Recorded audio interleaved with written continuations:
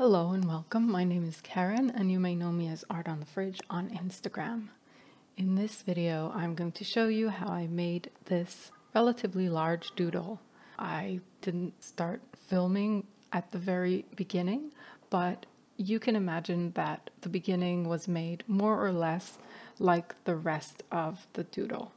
So what I'm doing here is basically using very basic shapes. I'm using curved lines, straight lines, and stripes, scallops, dots, and I'm filling in some areas. I also use some zigzags. So it's really easy to create doodles in this style. You can basically start with a blank sheet of paper, or you can draw a frame like I did here, a border around the inside of the page if you don't like to touch the edges of the page, and then start anywhere. It can be in the middle of the page, it can be in a corner, and maybe draw a curvy line or a straight line. And what I like to do, sometimes it's not necessary, but you can do this if you want to try it, is to start the line and end the line in a way that touches another line, which is why I use scallops a lot.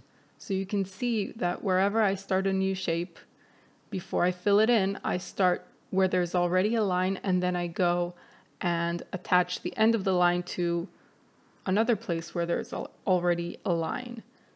And I just keep going, and I alternate directions, and sometimes I fill in some areas, sometimes I leave the areas unfilled. I like to add all sorts of textures and mix it up. Sometimes I use dots, sometimes lines, sometimes squiggles, sometimes a sort of starburst pattern, triangles, scallops. I use scallops a lot. So if you watch this video and you pause once in a while, you can practice these particular shapes, which you see me making. If you'd like me to make a video where I break it down and I show you each shape all on its own, I'd love to do that. Let me know if you're interested. Basically, it's very simple. So you're using very basic shapes and very, very basic lines. And since you're laying them next to each other, you're creating a complex looking piece at the end. So I hope you enjoyed this video.